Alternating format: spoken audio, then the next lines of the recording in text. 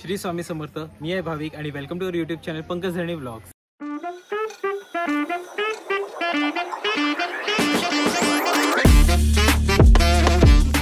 तर आज मी आलो आहे नालासोपारामध्ये, जिकडे वसई विरारचं सगळ्यात मोठं श्री स्वामी समर्थ मठ याचं ओपनिंग झालेलं आहे. 2 ऑक्टोबरला याची स्थापना वगैरे झालेली आहे आणि हा मठ सर्वांसाठी खुला झालेला आहे. तर त्याच निमित्त आज आपण आलो आहे नालासोपारामध्ये. वाघोळी गावामध्ये हा मठ आहे. नालासोपारा स्टेशनपासून साधारणपणे 5 ते 6 किलोमीटरवरती आहे. स्टेशनपासून शेअरिंग रिक्षा बसेस वगैरे अवेलेबल आहे.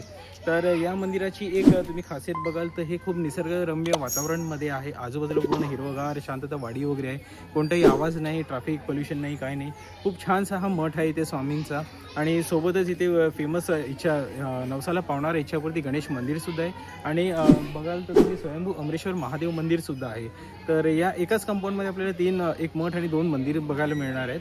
तर एक एक करून आपण त्यांचं दर्शन घेऊया आणि बघूया स्वामीचं मठ. असं आपण मठाच्या कंपाऊंडमध्ये एंट्री केली की सुरुवातीलाच आपल्या डाव्या हाताला बघू शकता लहान मुलांसाठी खूप छानसे गार्डन बनवलेलं आहे, जिथे लहान मुलं खेळू शकतात. त्यांचा वेळही चांगला जाऊ शकतो.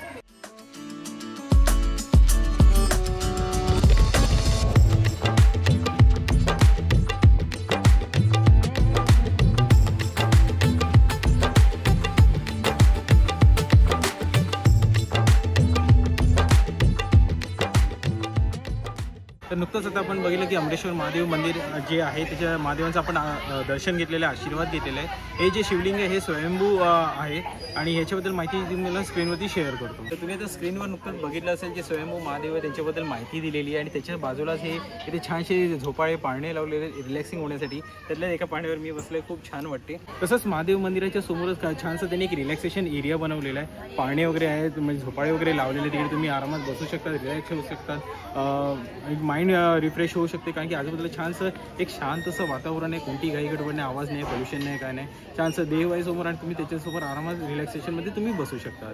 तर आता चला जाऊया आणि आता आपण स्वामींचं मठ बघूया.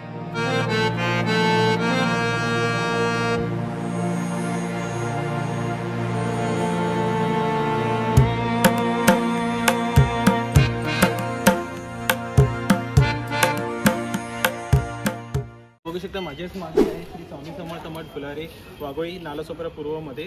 आणि या मठाची वेळ सकाळी 7 ते रात्री 9 वाजेपर्यंत. तर चला तर आपण आतमध्ये जाऊया. पण आतमध्ये जायच्या आधी चप्पल स्टँड आहे, तिकडे चप्पल काढायचे आणि आपले हातपाय धुवून घ्यायचे. त्यानंतरच मठामध्ये एंट्री करायची आहे.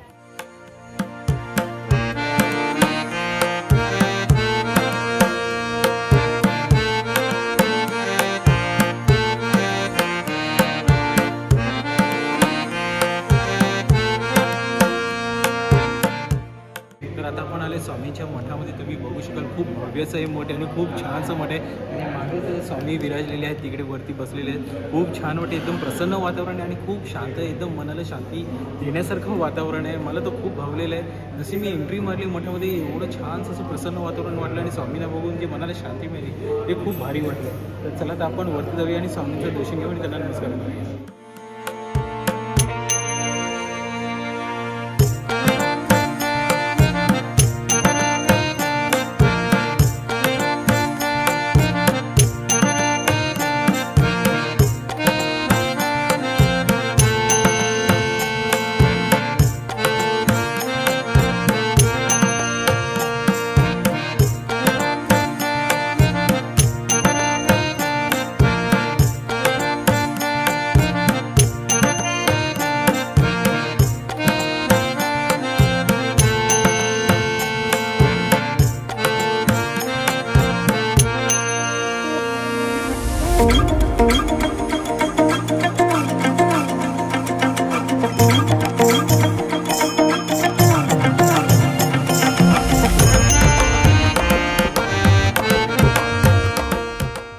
आपण घेतलेले खूप छान वाटलं आणि तुम्ही बघितलं असेल हा मठ खूपच एकदम मोठा भव्य वसई विरारमध्ये प्रथमच आहे आणि खूप छान वाटते.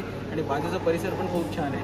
तर या मठाची उभारणी, याची संकल्पना वगैरे कशी आली ते या मठाची ज्यांनी उभारणी केली श्री जयवंत नाईक साहेब, ते स्वतः आपल्यासोबत आहेत. तर त्यांच्याचकडनं जाणून घेऊया त्यांचा स्वामी अनुभव आणि या मठाबद्दलची माहिती थोडक्यात त्यांच्याकडनं जाणून घेऊया.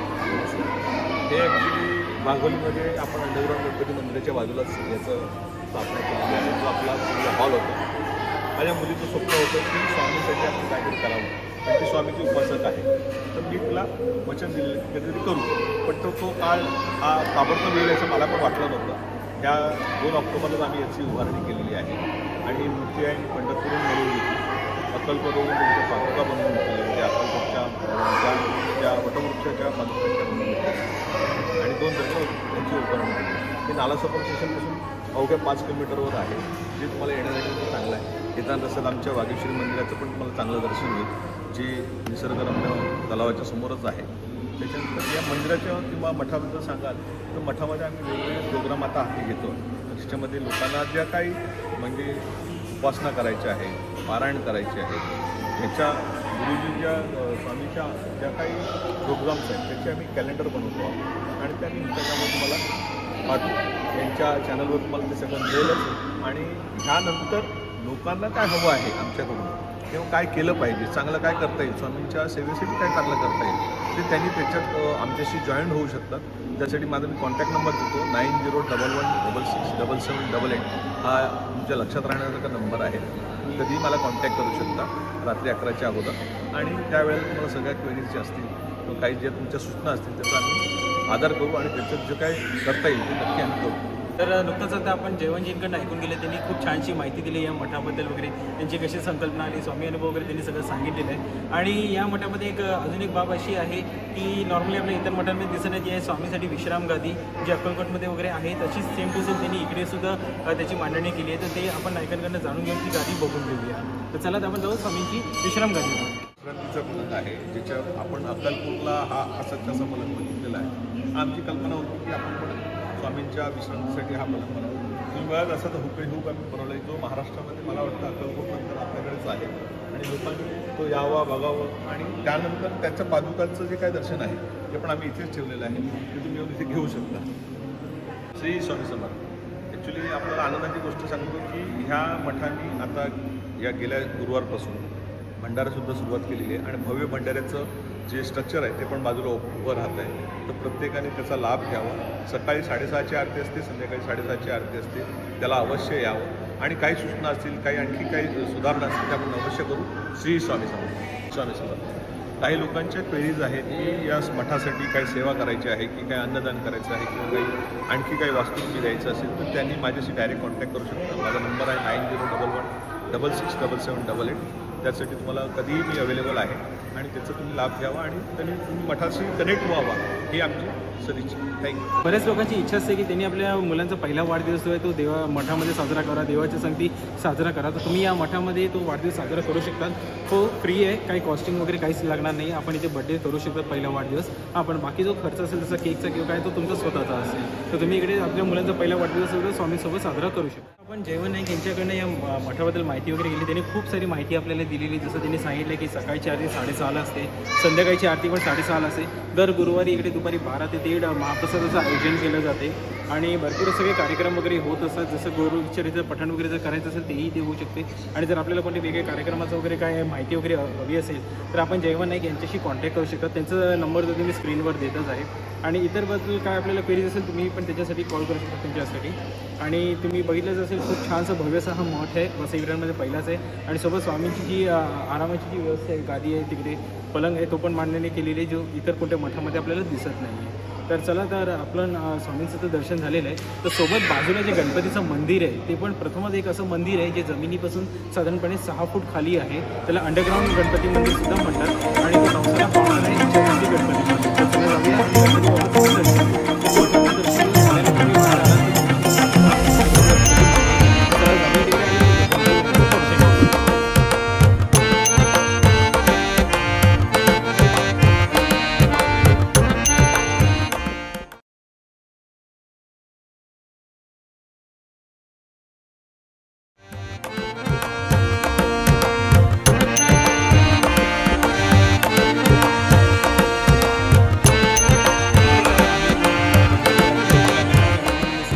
चला तर आपण खाली जाऊया आणि बापांचं दर्शन घेऊया.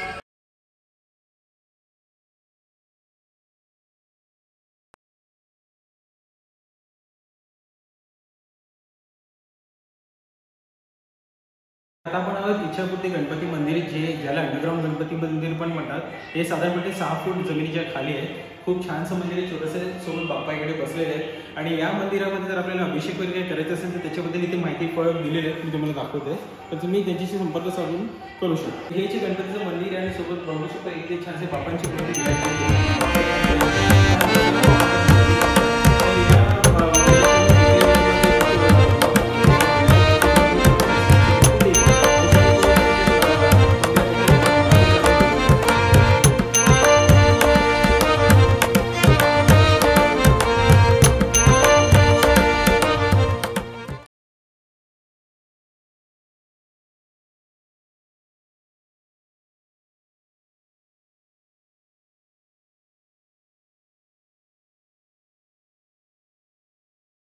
आता आपण बाप्पांचं दर्शन घेऊन आलो, ज्याला नवसाला पावणारा गणपती म्हणतात, अंडरग्राऊंड गणपती.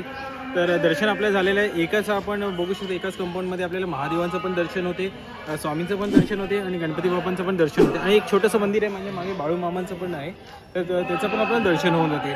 बघायला गेलं तर हा परिसर खूप छान आहे, आजूबाजूला वाडे आहे, शांतता आहे आणि गावामध्ये असल्यामुळे कोणतेही पोल्युशन नाही, आवाज नाही, धडकन नाही. इकडे मुंबईची जी धगधगपासून लोक जी कंटाळलेले असतात इकडे येऊन तुम्ही रिलॅक्स करू शकतात. कारण की एक छोटंसं गार्डन पण आहे लहान मुलांसाठी, प्लस झोपाळे वगैरे पण दिलेले आहेत. तिकडे तुम्ही रिलॅक्स करू शकता, आरामात बसू शकतात आणि प्लस तुम्ही स्वामीचं वगैरे दर्शन घेतल्यानंतर एक चांगली पॉझिटिव्हनेस वगैरे येते, खूप छानसं वाटते. तुम्ही पण एकदा नक्की विजिट करा. आणि हो, सेल्फी पॉईंट्स वगैरे पण इकडे अवेलेबल आहेत आणि पूजेला लागणारं सामान वगैरे पण इकडे सगळं अवेलेबल आहे. म्हणजे आपल्याला काही मार्केटमध्ये काही घ्यायला विसलं वगैरे असं काही नाही, इथे आपल्याला अवेलेबल होऊन जाते. तर आजचा ब्लॉग जो आहे तो आज आम्ही इथेच एंड करतोय. आणि हां, पण पुन्हा एकदा सांगतो की हा स्वामीचा मठ आहे, हा वाघोळी गावामध्ये आहे, वाघेश्वरी मंदिराच्या जस्ट 2 मिनिटावरतीच आहे पुढे. सोबत गणपती मंदिर आणि स्वयंभू महादेव मंदिर पण आहे. इकडे येण्यासाठी आपण बाय रोड येऊ शकतात. नालासोपारा स्टेशनला उतरायचं आहे, तिकडनं साधारण 5 ते 6 किलोमीटर अंतरावर आहे. शेअरिंग रिक्षा आणि बसेससुद्धा अवेलेबल आहे तिकडे येण्यासाठी, किंवा तुम्ही बाय रोड आलात तर गुगल मॅपवरती पण लोकेशन अवेलेबल. मठाचं टायमिंग आहे सकाळी 7 ते रात्री 9 वाजेपर्यंत.